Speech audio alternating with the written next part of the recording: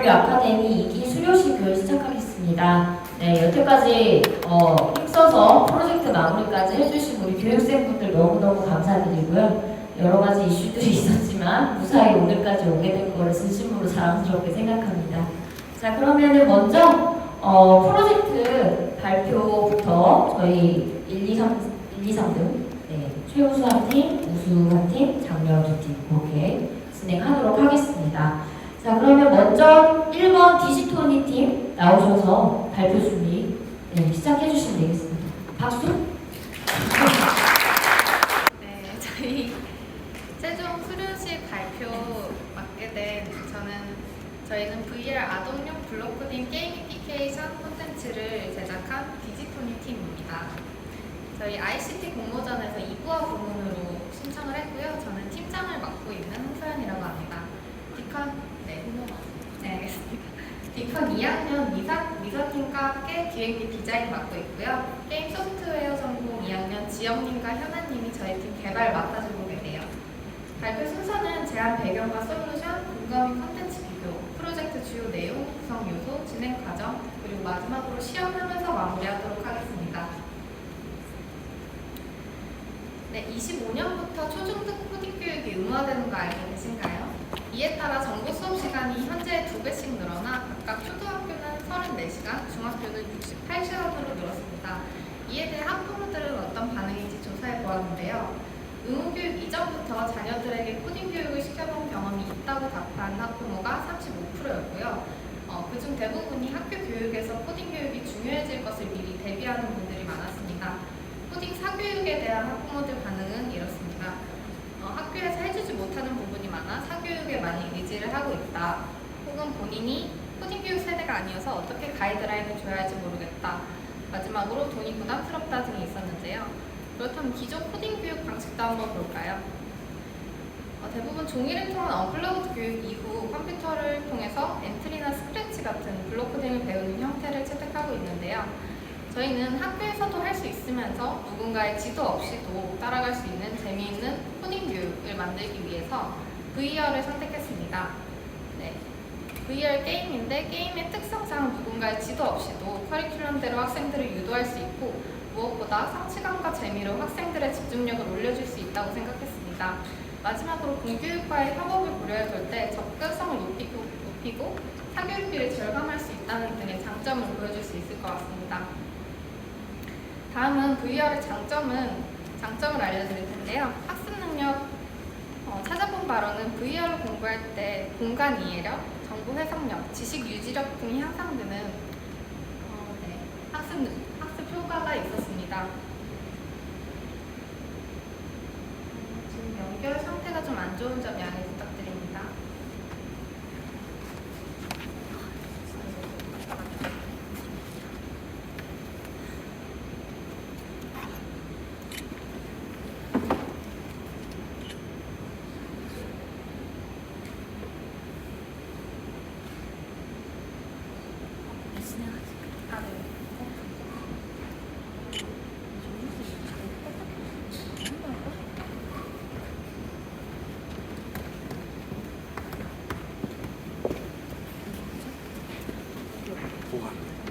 이게 자꾸 프로젝트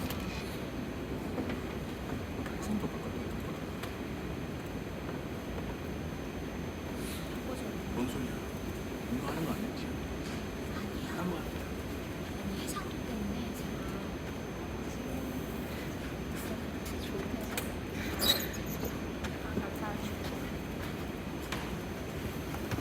네, 이어서 진행하겠습니다. 저희 VR로 코딩 교육을 할 때 공간 이해력, 지식 유지력, 정보 해석력 등이 향상되는 것으로 보아 저희가 VR에서 블록 코딩 컨텐츠를 한다면 블록 코딩 컨텐츠가 대부분 공간에서 움직이잖아요. 그래서 큰 시너지 효과를 낼 수 있다고 생각했습니다. 그래서 저희가 본 프로젝트를 기획한 목표는 2차원 코딩 화면에서 벗어나서 XYZ 축의 3차원 공간에서 단계적으로 컴퓨팅 사고력을 증진시키고 게이미피케이션을 통해 코딩 공부를 지속적으로 할 수 있도록 하는 것을 목표로 합니다. 저희는 개발 전에 VR 콘텐츠 관련 논문에 대해 찾아봤는데요. 포스페이스라는 코딩 프로그램은 3차원 공간 기반에서 학습한 집단이 2D 기반으로 코딩한 집단보다 교육 효과가 뚜렷이 나타났다는 것을 입증했고요. 또 블록 코딩을 이용해서 교육 개선 방안을 연구한 사례도 있었는데요. 다만 아쉬웠던 점은 블록 코딩이 기존 방식을 고수하고 있었으며 자유도에서 상당히 아쉬운 모습을 보였다고 생각했습니다. 그리고 시중에 출시된 게이미피케이션을 활용한 코딩 학습 콘텐츠 또한 비교해보았는데요.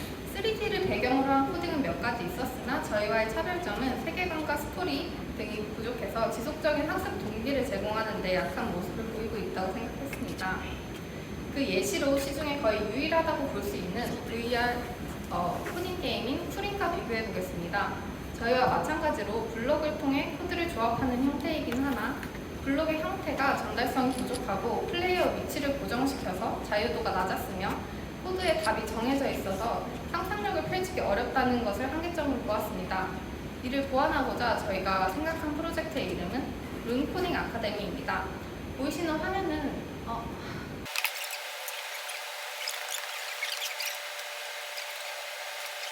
연결 상태가 좋지 않아서 해상도를 좀 낮춰서 진행하도록 하겠습니다. 네, 보이시는 화면은 저희가 게임 플레이를 시작할 때 나오는 세계관에 대한 설명 내용인데요. 간단히 설명드리면 이 세계에는 룬스톤이라는 마법 에너지원이 있었습니다. 그리고 몬스터로 인해 그것이 조각나 흩어졌고 코드의 균열대로 마법을 움직여서 몬스터를 쓰러뜨린 후에 룬스톤을 다시 모아야 한다는 내용을 가진 스토리입니다. 네, 가장 중요한 블록 코딩 방식을 설명드리겠습니다. 먼저 제공된 미니맵도 살펴보고 맵을 충분히 둘러본 후에 저희 맵에 설치된 블록 스포너에서 손을 넣어서 블록을 꺼낸 후에 레이저에 블록을 조합합니다.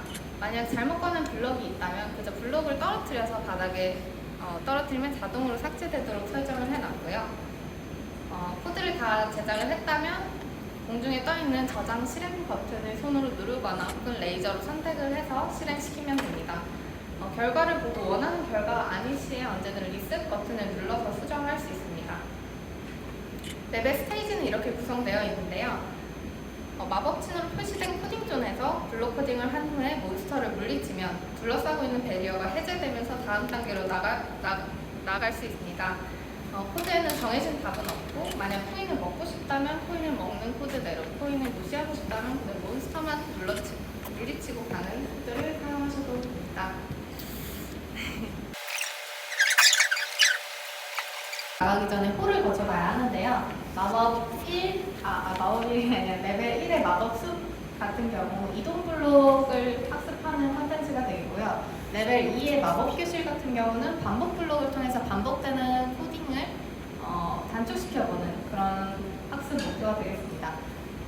레벨 3의 어둠의 숲 같은 경우는 저희 조건 블록을 통해서 상황에 따라 다른 코드를 낼 수 있는 그런 블록 코딩 컨텐츠를 준비했고요. 현재 저희 구현된 부분은 레벨 1과 2 부분이고 레벨 3 같은 경우는 제작 기간으로 인해서 현재 컨셉으로만 가져가고 있다는 점 숙지해 주시면 감사하겠습니다.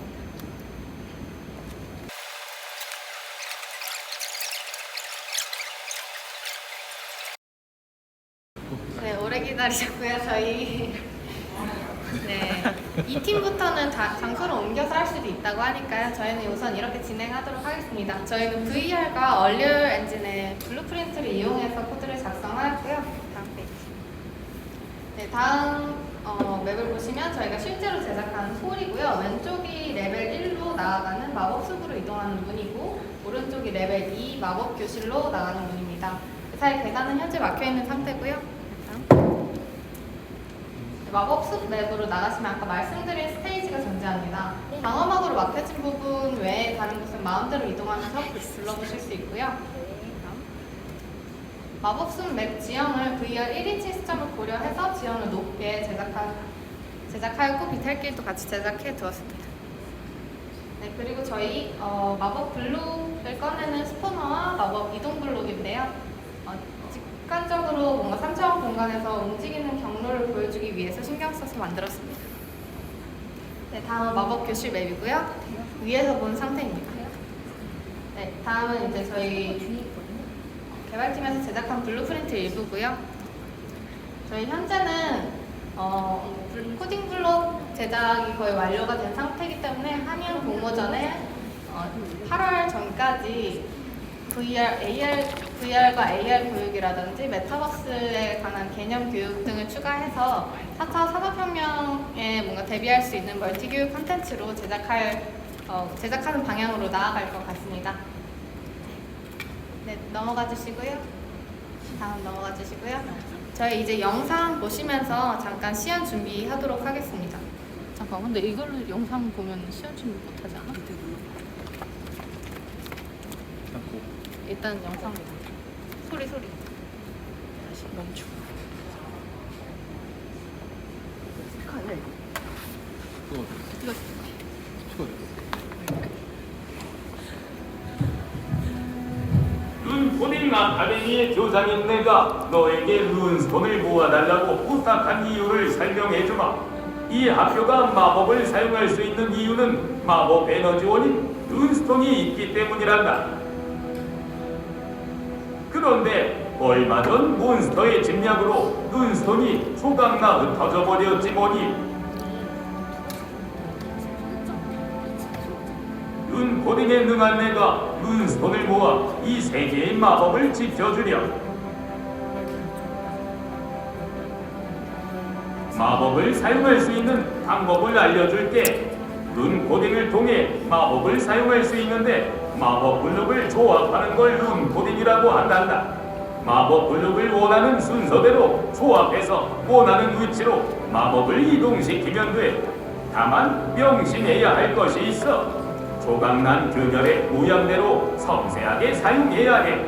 그럼 부탁한단다.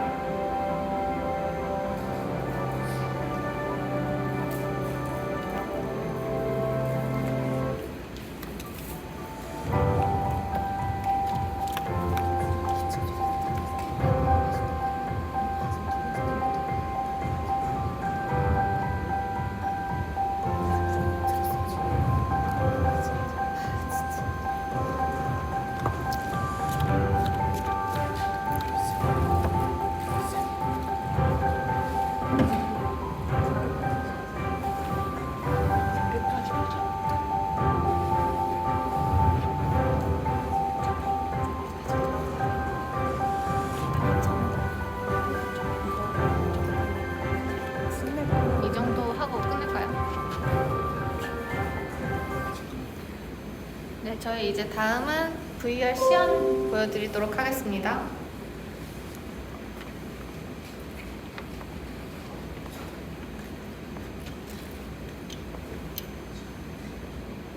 네, 준비됐어요?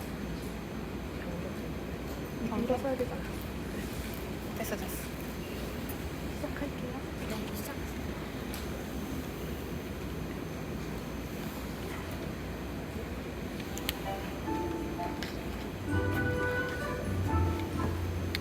마이크가 여기. 나도 마이크 써야 되는데 자기가. 저희 우선 튜토리얼을 봤기 때문에 빠르게 넘어가도록 하겠습니다. 뭐야? 네. 자.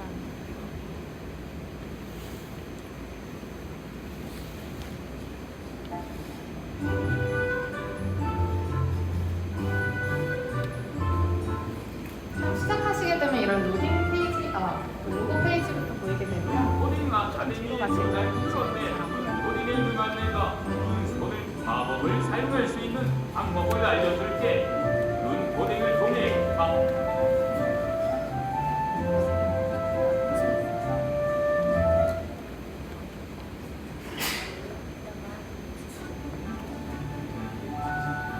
이점이 바뀌면서 마법숲 맵으로 들어왔습니다. 저희 블록 다 설치되어 있나요? 실행 버튼. 네, 블록은 이미 설치해뒀기 때문에 저장 및 실행 버튼 누르겠습니다. 네, 코드대로 실행되고 배리어가 해제된 모습 보실 수 있고요. 손목 한번 확인해 주시겠어요? 네, 손목 보시면은 저희 위젯을 통해서 바로 언제든 나가고 저장하고 가이드를 볼 수 있도록 설정해 두었고요. 저희 블럭 한번 꺼내서 떨어뜨리는 것 한번 보여주실 수 있을까요?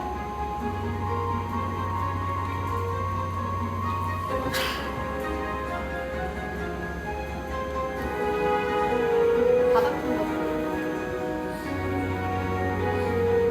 네, 자동으로 삭제되는 거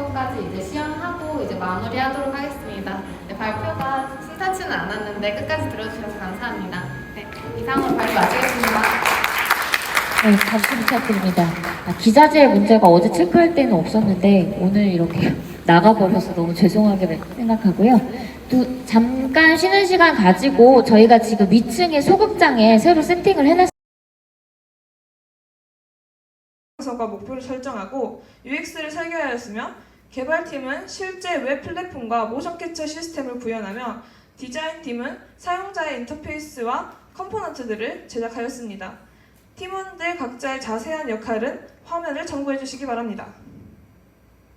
수어 교육 학습 플랫폼을 처음 기획할 때 저희가 맞닥뜨린 문제는 어떻게 수어 교육을 재밌게 하지? 였습니다. 농인과 청인 모두를 대상으로 한 이 프로젝트가 효과를 보기 위해서는 지속적인 학습 동기를 부여할 필요가 있었습니다. 팀원들의 오랜 상의를 통해 학습이 게임처럼 재미있다면? 이라는 아이디어를 얻었고 게이미피케이션 교육을 도입하였습니다. 게이미피케이션 교육은 단기적인 목표를 제공해 학습을 유도하고 다양한 흥미 요소로 지속적인 학습을 이끌어냅니다. 그래서 저희가 준비한 게이미피케이션 요소는 한컴 타자 연습을 레퍼런스 삼아 제작한 수어 산성비와 모션 플래시카드입니다. 그래서 이 커넥 투 핸드는 첫째, 웹캠과 모션 인식 기술을 활용하여 학습의 효율성을 향상시킬 수 있으며 둘째, 언제 어디서나 웹 기반으로 수어의 학습 장벽을 낮추고 마지막으로는 게이미피케이션 교육을 통해 학습을 더욱 흥미롭게 만들 수 있습니다. 최종적으로 저희 프로젝트는 수어 학습을 통해 사회적 장벽을 허물고 포용적이고 통합된 사회를 만드는 데 기여하기를 기대하고 있습니다. 이 컨셉을 반영한 저희 프로젝트 디자인 가이드를 소개하겠습니다. 저희 프로젝트의 디자인 컨셉은 청각장애인들이 귀가 아닌 눈으로 세상과 소통한다는 아이디어에서 출발했습니다. 이를 시각적으로 표현하기 위해 눈이 강조된 캐릭터를 디자인의 전면에 내세웠습니다. 이 캐릭터들은 커넥 투 핸드로 수어를 학습하는 모두가 세계를 연결하고 있다는 의미를 담고 있습니다. 다양한 색상과 귀여운 캐릭터를 통해 학습의 재미를 높이는 데 집중하였습니다. 이 프로젝트의 주요 기능으로는 수어를 실시간으로 번역하는 머신러닝이 있습니다. 이 머신러닝 작업은 크게 데이터 수집, 모델 학습, 실시간 번역 이 세 단계로 이루어져 있습니다. 먼저 다양한 손동작 데이터를 수집하기 위해 웹캠을 통해 실시간으로 데이터를 수집하고 미디어 파이프 라이브러리를 사용하여 손동작을 인식했습니다. 수집된 데이터는 모델 학습에 사용되었으며 LSTM과 GRU 레이어를 결합한 모델을 구성하여 학습 성능을 향상시켰습니다. 학습된 모델을 사용하여 실시간으로 손동작을 인식하고 번역하는 과정을 통해 사용자에게 즉각적인 피드백을 제공했습니다. 구체적으로 설명드리자면 데이터 수집 단계에서는 웹캠을 통해 손동작을 캡처하고 미디어 파이프를 사용해 손동작의 랜드마크 데이터를 추출했습니다. 이 데이터를 기반으로 특정 벡터를 생성하고 이를 모델 학습에 사용했습니다. 모델 학습 단계에서는 수집된 데이터를 학습용과 검증용으로 분할하여 모델의 성능을 평가하고 최적화하였습니다. 마지막으로 실시간 번역 단계에서는 학습된 모델을 사용하여 실시간으로 손동작을 인식시키고 번역하는 기능을 구현하였습니다. 저희 프로젝트의 전체 와이어 프레임을 보시면 개인화된 학습 커리큘럼 추천과 어디에서든 맞춤형 학습을 진행할 수 있도록 회원가입 페이지, 로그인 페이지를 제작하였고 농문화와 문법, 학습과 응용 페이지를 안내하는 메인 페이지, 학습 페이지에서는 지문자와 한국수어 학습, 강의 목차 페이지, 영상과 사용자를 실시간으로 비교하여 학습할 수 있는 강의 페이지, 플래시카드로 단어를 학습하고 하늘에서 단어가 떨어지기 전에 수어로 단어를 맞추는 산성비 게임 페이지 등으로 구성되어 있습니다. 회원가입 페이지에서는 사용자가 개인정보를 입력하고 저장하여서 맞춤형 학습 커리큘럼을 추천받을 수 있도록 했습니다. 로그인 페이지를 통해 로그인을 하면 사용자는 자신의 학습 진도를 확인하고 학습 이력을 관리할 수 있습니다.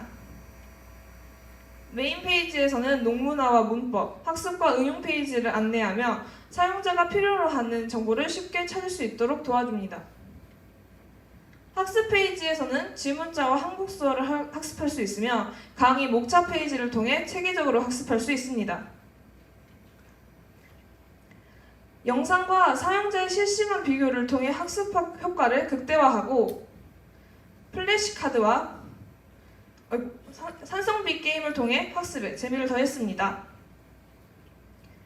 사용자가 언제 어디서나 수어를 효과적으로 학습할 수 있게 디벨롭하기 위해서 마이 페이지를 추가하였습니다. 사용자의 번거로움을 줄이기 위해 나의 강의장에서는 최근에 들었던 강의 순서대로 목록화되며 학습 현황으로 돌아가면 일일, 주간, 월간 학습 현황을 그래프하여 보여줍니다. 이를 통해 사용자는 맞춤 커리큘럼을 제공받을 수 있으며 자신에게 부족한 부분이 무엇인지 쉽게 알 수 있습니다. 지난 발표 이후로 팀 에케시스는 첫 번째, 머신러닝에서 효율적인 구조를 위해 CPU를 병렬 처리하고 둘째, 프론트엔드를 정비하여 기획으로만 남아있던 부분을 실제로 구현하였습니다. 이제 시연 영상 보여드리도록 하겠습니다.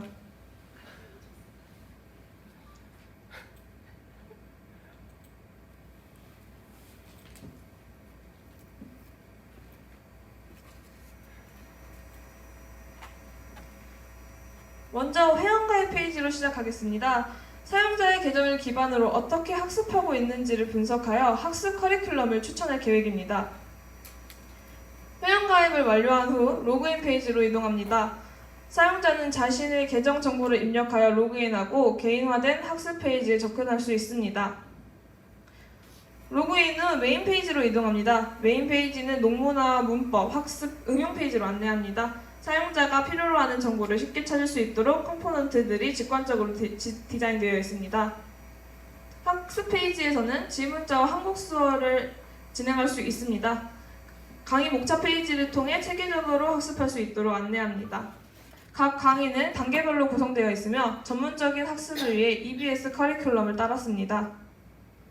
사용자는 웹캠을 통해 자신의 손동작을 캡처하고 시스템은 실시간으로 손동작을 인식하여 번역합니다. 여기서는 미디어 파이프 라이브러리를 사용하여 손동작의 랜드마크 데이터를 추출하고 이를 기반으로 실시간 번역을 수행합니다. 번역된 텍스트는 화면에 즉시 표시되며 사용자는 자신의 수어 능력을 실시간으로 확인하고 개선할 수 있습니다. 이러한 즉각적인 피드백은 학습 효과를 극대화하는 데 큰 도움이 될 것입니다. 사용자는 마이 페이지에서 이전 학습 기록을 통해 학습 수준을 파악할 수 있고 학습 현황 확인하기를 통해 사용자는 자신의 학습 진도를 확인할 수 있습니다.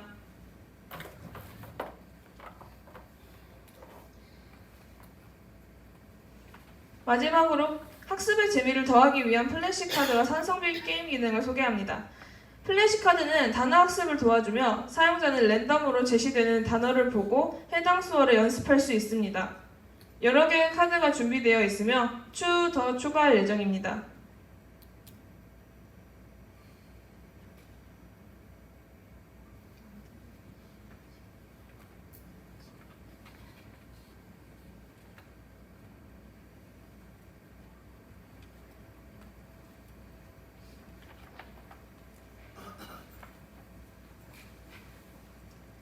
산성비 게임은 하늘에서 떨어지는 단어를 수어로 맞추는 게임으로 사용자의 수어 능력 정확성을 동시에 높이는 데 도움을 줍니다.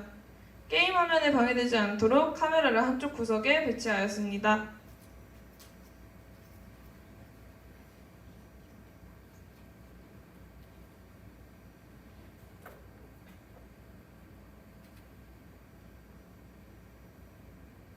이상으로 실제 기능 시연을 마치겠습니다.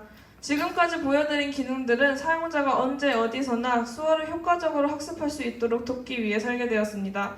앞으로 팀 에케시스는 효과적인 환경을 제공하기 위해 기능을 개선할 예정입니다. 지금까지 팀 에케시스였습니다. 발표 마치겠습니다.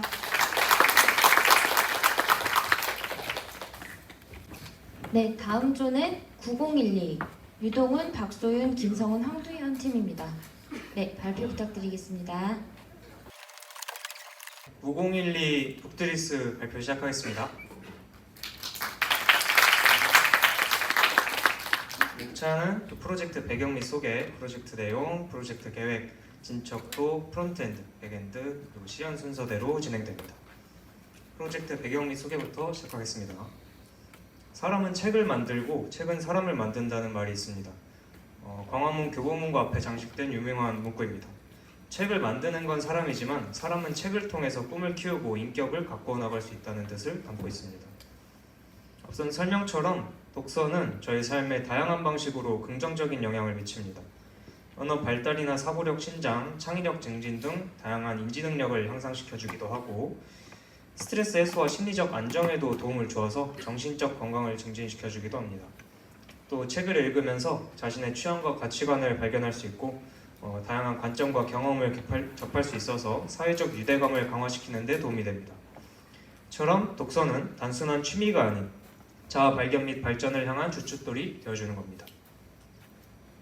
그러나 문화체육관광부가 2021년에 국민 독서 실태를 발표한 자료에 따르면 독서율이 47.5%로 나타났습니다. 종이책 독서율만 놓고 보면 이보다 더 적은 40.7%입니다. 우리나라 성인 절반이 1년에 책을 단 한 권도 채 읽지 않는다는 것입니다. 또 한국 성인의 독서 환경은 직장에서의 독서 환경 조성이 거의 없는 것으로 드러났습니다. 직장의 독서 환경을 조사한 설문에서는 직장인 전체 응답자의 91%가 직장의 독서실이나 독서 권장 활동 등이 전혀 없다고 응답한 것으로 나타났습니다. 이와 같이 독서 부족 현상이 지속된다면 학업 성취도 저하, 교육 격차 심화 같은 사회 전반에 걸친 다양한 분야에서 부정적인 영향을 미칠 수 있습니다. 이제 사회 구성원 모두가 때문에 협력해서 독서 문화 활성화를 위해서 노력을 기울일 필요가 있습니다. 이런 배경 때문에 저희 9012조는 독서 문화 활성화를 위해서 북트리스라는 독서 보조 플랫폼을 설계하게 됐습니다. 북트리스는 책의 내용이나 등장인물을 토대로 좀 어슴푸레하게 잊혀져가는 책의 제목을 알려주고 이용자가 원하는 카테고리의 책을 추천해주는 북복과 오프라인 매장의 도서 재고 현황을 제공해주는 북맵을 이용해서 독서의 문턱을 낮춰줍니다. 북트리스의 북복과 북맵 서비스를 만들게 된 계기는 다음과 같습니다. 제목을 잊어버린 책을 쉽고 간편하게 찾을 수 없을까? 라는 그런 의문과 간편하게 주변에서 원하는 책을 구매할 수 있는 위치를 한눈에 볼 수는 없을까? 라는 질문이 그것입니다. 다음으로는 팀원 소개입니다. 프론트엔드 개발을 담당한 유동훈 팀장, 또 프론트엔드 개발을 보조하면서 UI 디자인을 담당한 김성은 팀원, 백엔드 개발을 맡은 박소윤 팀원과 황두현 팀원으로 이루어져 있습니다. 이제 프로젝트 내용으로 들어가겠습니다. 북트리스의 주요 기능은 일단 두 가지입니다. 하나는 생성형 AI인 GPT-4 터보 모델을 활용한 도서 내용 및 상세 정보를 추천받을 수 있는 북봇이고, 남은 하나는 카카오 서치 API와 도서 재고 DB를 활용한 도서 정보 검색 기능입니다. 적용 기술과 사용 프로그램입니다. 아마존 AWS 기반으로 데이터베이스 서버를 구축했고, 그리고 React, HTML, CSS, 자바스크립트를 사용해서 프론트엔드와 백엔드 개발에 임했습니다. MySQL을 활용해서 데이터베이스를 구축했고, 오픈AI의 API와 카카오 웹 API, 카카오 다음 서치 API를 활용했습니다. 프로젝트 계획이었습니다. 저희의 전반적인 설계 시나리오입니다.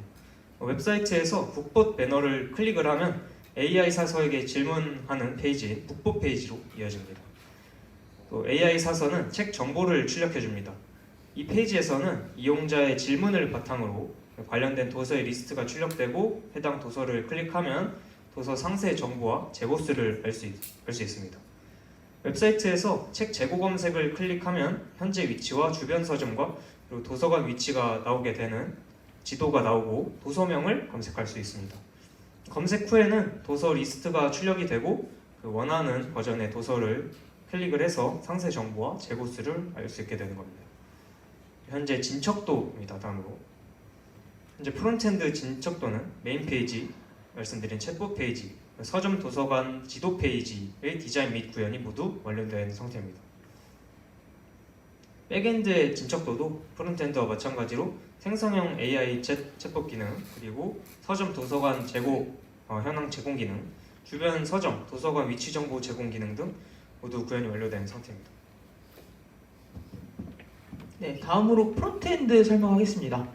메인 페이지에서 책 제고 검색을 클릭 시 제고 확인 페이지로 이동하고 내가 원하는 책 검색 북봇이라는 배너를 클릭하면 북봇으로 이동합니다. 네, 도서 검색 파트에 마우스로 호버링을 할 시 도서명 검색 배너가 나오고 클릭을 하면 도서명 검색 페이지로 넘어갑니다. 네, 다음으로 북봇 페이지입니다. 이 페이지에서는 AI 사서에게 질문해보세요 라고 적혀있는 입력칸에 도서 내용이나 등장인물 및 추천받고 싶은 책을 입력하면 입력한 내용에 맞는 도서 정보가 제공되고 하단에는 도서 이미지와 상세 정보가 같이 제공됩니다. 도서 이미지 하단에는 책 재고 확인하기 버튼이 있어 클릭 시 책 재고 확인 페이지로 이동합니다. 네, 다음으로 서점 도서관 지도 페이지입니다. 이 페이지는 메인 페이지에서 책 제고 검색 버튼을 클릭하거나 북봇에서 결과 화면 페이지에 책 제고 확인 버튼을 클릭하면 나오는 페이지로 오른쪽 지도에서는 나의 현재 위치를 알 수 있고 주변의 서점 및 도서관의 위치를 확인할 수 있습니다. 왼쪽은 책 제목 검색을 할 수 있는 칸이 있습니다. 책 제목 검색 시 도서 리스트가 나오고 리스트에 나온 도서를 클릭 시 상세 정보와 재고수를 출력합니다. 지도에서는 도서의 재고가 있는 지점을 마커로 표시합니다. 네, 도서를 클릭 시 나오는 모달창입니다. 이 모달창에서는 상세한 책 정보와 서점의 재고 수량을 출력하여 도서 현황을 한눈에 볼 수 있습니다. 네, 다음으로 백엔드 설명입니다. 생성형 AR 챗봇 기능 구현에 오픈 API를 사용하였습니다. 다만 기능 구현을 할 때 한국어 질문을 영어 답변을 다시 한국어로 바꾸어서 진행을 해야 되는 상황이 있었는데 이때 책의 제목을 출판사 명이 아니라 직역을 하는 문제가 있었습니다. 이때 책 제목을 그래서 이걸 해결하기 위해 기존의 무료 버전 API는 GPT 3.5 터보 버전을 이제 유료 버전인 GPT-4 터보 버전으로 업그레이드를 해서 이 부분의 문제를 해결하였습니다. 네, 왼쪽이 무료 버전 API인 GPT 3.5를 이용했을 때 답변이고 오른쪽이 GPT-4 터보를 이용했을 때 답변입니다. 왼쪽 이미지를 보시면 이상한 나라의 앨리스의 이상한 나라의 모험이라고 번역해 놓은 것을 볼 수 있습니다. 오른쪽을 보면 작가명을 포함하여 책의 제목까지 한국 출판명으로 번역이 됐음을 확인할 수 있습니다. 다음으로는 도서 정보 및 서점 도서관 재고 현황입니다. 작가명과 도서명을 검색받아 카카오 서치 API를 활용해 해당하는 도서의 제목, 작가명, 출판사명과 책 표지 이미지를 불러왔습니다. 그 후에는 서버에 저장된 더미 데이터를 불러와 해당 도서의 정보를 가져옵니다. 정보가 존재한다면 도서가 비치되어 있는 서점과 도서관명, 재고수를 출력합니다. 왼쪽 사진은 카카오 API를 활용한 도서 정보이고 대면을 검색했을 시 해당 도서의 정보가 나오는 것을 확인할 수 있습니다. 오른쪽 사진은 MySQL을 활용해 마련한 더미 데이터로 도서 정보가 존재하는 것을 알 수 있습니다. 네, 저희는 프로젝트를 더 완벽하게 만들기 위해 현재 미구현된 도서 거래 기능과 도서 커뮤니티 기능을 추가할 계획입니다. 이 기능을 통해 사용자들이 도서를 거래하고 커뮤니티를 형성하여 다양한 책 관련 정보를 공유할 수 있도록 지원할 것입니다. 또한 이번 북트리스 프로젝트를 진행하면서 도서 거래 기능에 도서 손상도 분류 시스템을 추가하면 거래의 신뢰도가 다소 높아질 거라고 판단하였습니다. 이에 따라 추후 도서 손상도 분류 시스템을 추가하여 사용자가 도서의 상태를 정확하게 파악하고 신뢰할 수 있는 거래를 할 수 있도록 도울 계획입니다. 네, 다음으로 프로젝트 전체 시연 영상 보여드리도록 하겠습니다. 네, 먼저 메인 페이지입니다. 각 세션별로 트랜지션을 집어넣어 생동감 있는 화면을 만들었습니다. 네, 여기서 이제 북보 페이지로 진입할 시 챗봇으로 질문할 수 있는 세션이 나옵니다. 먼저 간단한 질문부터 해보겠습니다. SF 소설을 추천해줘라는 요청을 하면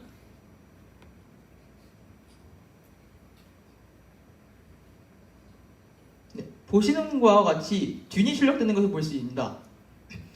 다음은 좀 더 상세한 질문을 해보겠습니다. 좋아하는 스토리로 한번 질문을 해볼게요. 주인공이 성장하는 스토리의 소설을 추천해달라고 하면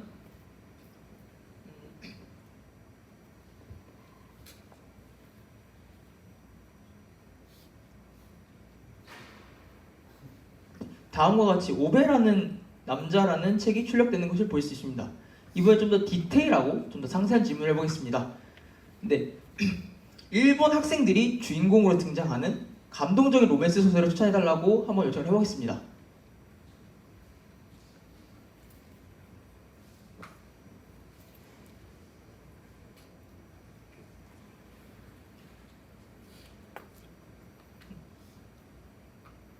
그럼 이제 다음과 같이 너의 채장을 먹고 싶어라는 책이 출력되는 것을 확인할 수 있습니다. 네, 마지막으로 일본의 유명한 작가 다자이 오사무가 쓴 가장 유명한 소설을 추천해달라고 한번 요청해 보겠습니다.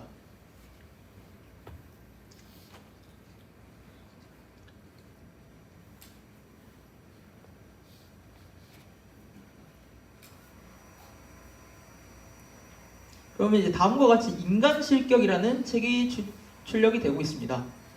이제 이 밑에 책 재고 확인을 클릭할 시 책 재고 페이지로 넘어갑니다. 이 페이지에서는 현재 조회된 책을 클릭하여 도서의 정보를 조회할 수 있고, 지도에서는 현재 본인의 위치와 근처 서점, 도서관의 위치를 확인할 수 있습니다. 네, 또 책을 클릭하면 모달창이 나오고 모달창에 대한 책 정보가 출력이 됩니다.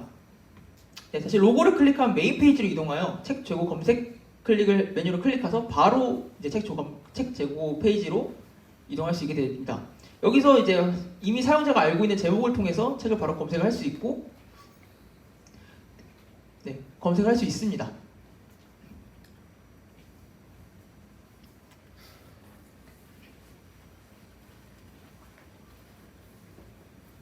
네, 이것으로 시연 영상 마치도록 하겠습니다.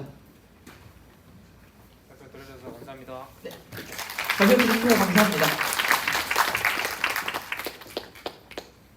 마지막으로 저희 진황조 팀 발표하도록 하겠습니다.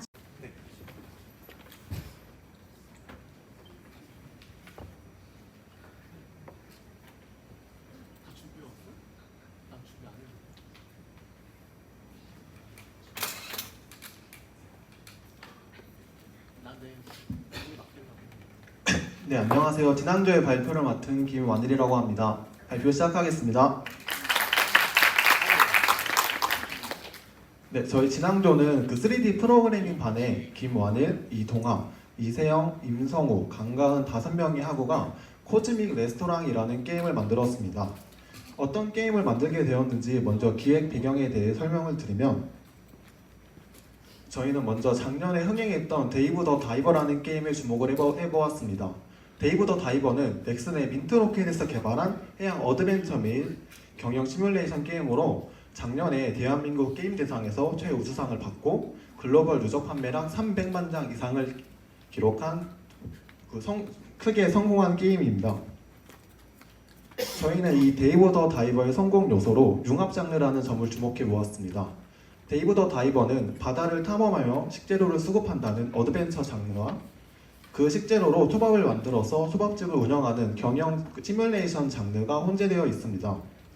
그래서 저희는 이 데이브 더 다이버처럼 장르가 융합된 융합 장르 형식의 게임을 만들고자 하였습니다. 다음으로 주목한 점은 8번 출구와 리썰 컴퍼니 같은 공포 게임입니다. 8번 출구와 리썰 컴퍼니는 작년 말과 올해 초에 크게 유행을 했던 공포 게임인데, 이 공포 게임들은 예전에 유행했던 깜짝 놀래키는 공포 게임들과 달리 플레이어의 심리적 공포를 자극한다는 점이 공통적으로 있었습니다. 8번 출구 게임의 경우 익숙한 공간에 괴리감을 주어서 심리적인 공포를 유발을 하였고, 리썰 컴퍼니 같은 경우 고립을 핵심 요소로 내세우며 공포감을 주었습니다. 그래서 저희 진앙조는 데이브 더 다이버처럼 장르가 융합된 게임을 만들면서 이 과정에서 심리적 공포를 유발할 수 있는 코즈믹 레스토랑이라는 게임을 만들었습니다. 코즈믹 레스토랑이 어떤 게임이냐면 먼저 1인칭으로 진행하는 공포, 요리, 어드벤처 게임이라고 할 수 있습니다. 이 게임의 목적은 숲에서 직접 요리 재료를 수집하여 그 재료로 요리를 제작하고 괴물들을 피해서 하루하루 살아남는 것입니다. 앞서 말씀드린 데이브 더 다이버와 차이점은 요리를 직접 만든다는 점에서 차이가 있습니다. 이 게임의 시놉시스에 대해 설명을 드리면, 괴물들이 사는 세상에 홀로 떨어지게 된 주인공이 쫓아오는 괴물을 피하다가 음식을 주니까 괴물이 돌아가는 걸 보고 이제 식당을 차리게 된다는 내용인데요. 이 부분은 게임 초반에 삽입된 시놉시스 영상을 보여드리겠습니다.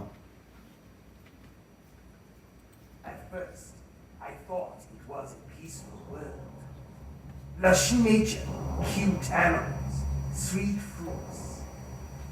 Even if it wasn't abundant, I thought this world was much better than reality.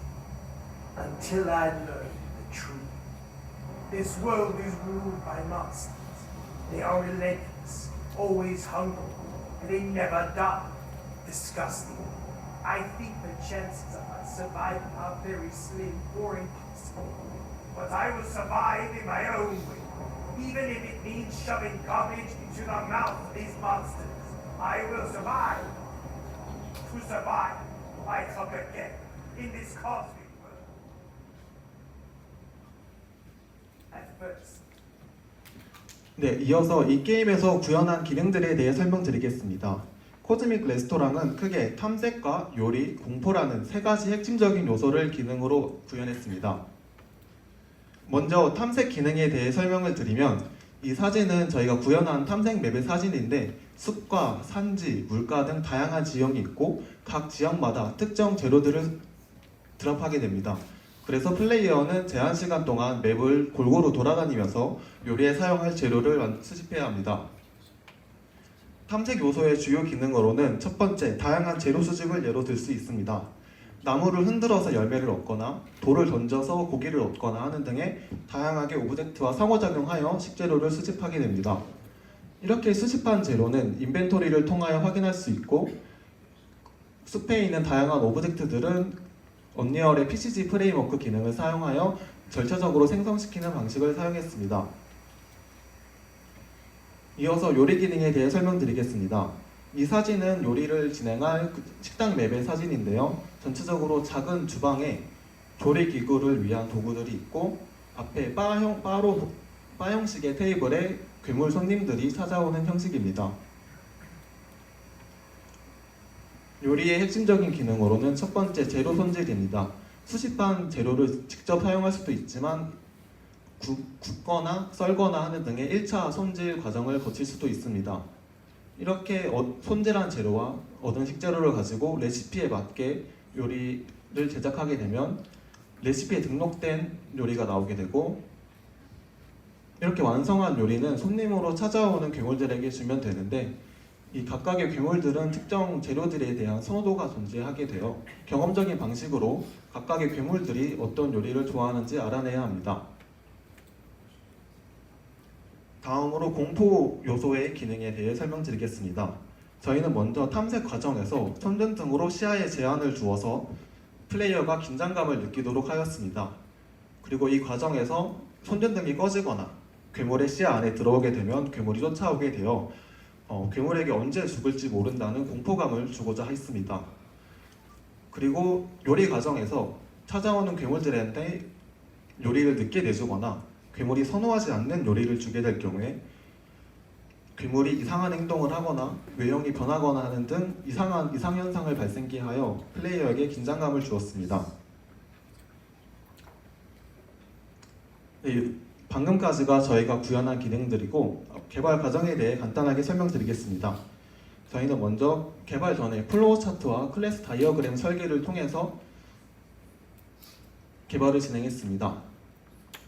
그리고 언리얼의 리프렉션 시스템을 사용하여 시플플로 클래스를 구현하고 블루프린트로 세부 기능을 구현하는 방법을 사용했고 비헤이비어 트리와 PCG 프레임워크 등 다양한 언리얼의 기능들을 사용하고자 했습니다.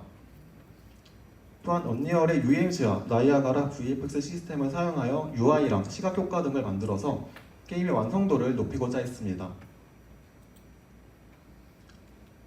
이렇게 저희가 구현한 게임의 시연 영상을 보여드리도록 하겠습니다. 게임을 시작하게 되면 이렇게 1일차 탐색 과정부터 게임을 진행하게 됩니다. 그래서 보이는 버섯이나 나뭇가지 등의 식재료를 수급할 수 있고 인벤토리를 통해 정보를 확인할 수 있습니다.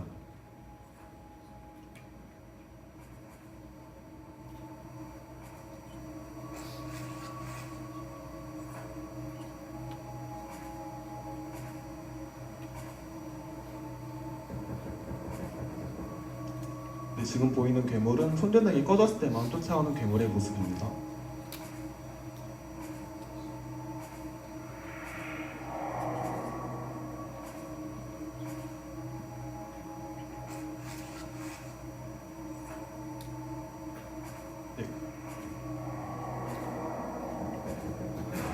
이 과정에서 괴물의 눈에 띄게 되면 괴물이 쫓아오면서 게임 오버가 되는 모습입니다. 쉬프트를 누르면 일시적으로 달리기를 할 수 있습니다.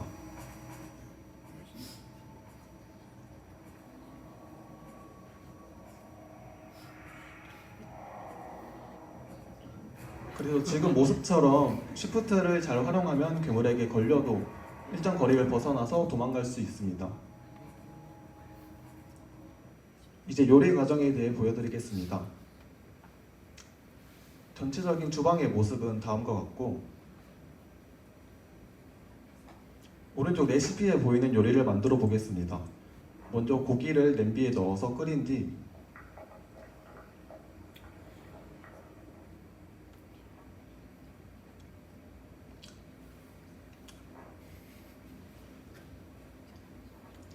추가적으로 뼈 2개와 기름 1개를 넣어 보도록 하겠습니다.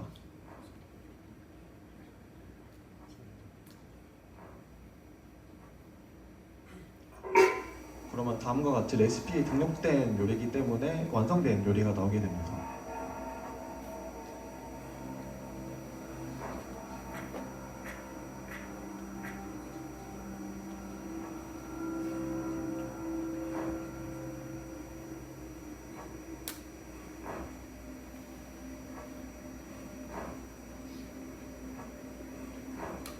또 다음과 같이 나뭇가지를 썰고 열매를 3개 넣게 되면 완성된 요리가 나옵니다.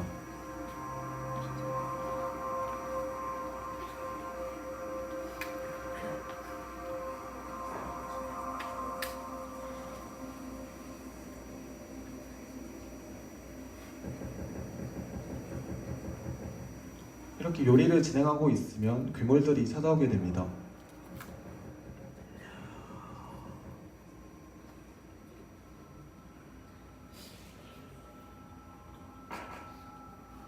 이 괴물들한테 음식을 바로 주지 않으면 이렇게 식탁을 두드리거나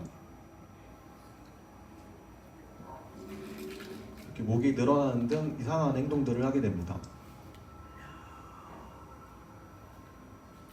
이렇게 찾아온 괴물들에게 음식을 주면 선호도에 따라서 돌아가게 됩니다.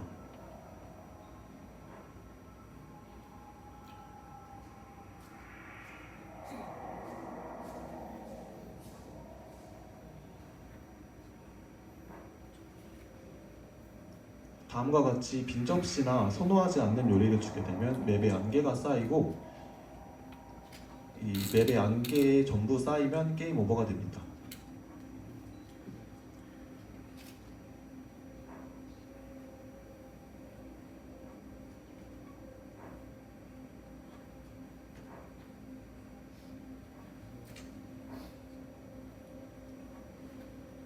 지금 모습은 레시피에 등록되지 않은 재료들을 넣어 실패한 요리가 나온 모습입니다.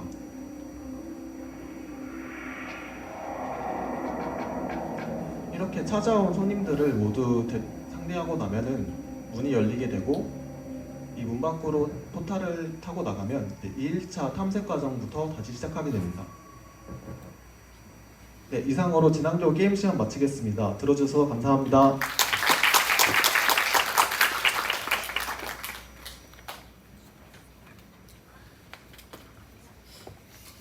네, 앞서 진행에 많은 어려움이 있었지만 저희 중간 프로젝트 때부터 열심히 쉼없이 달려와준 우리 프로젝트 팀들 너무너무 감사하고 잘했다고 칭찬